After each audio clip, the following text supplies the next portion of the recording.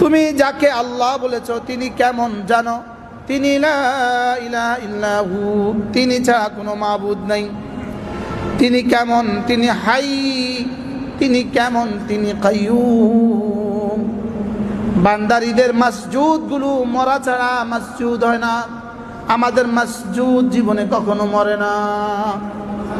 আরে বাতিল ধর্মাবলম্বীরা যাদেরকে সেজদা করেন তারা মরা ছাড়া মসজিদ হয় না। আর আমাদের মসজিদ হাই, তিনি কখনো মরেন না।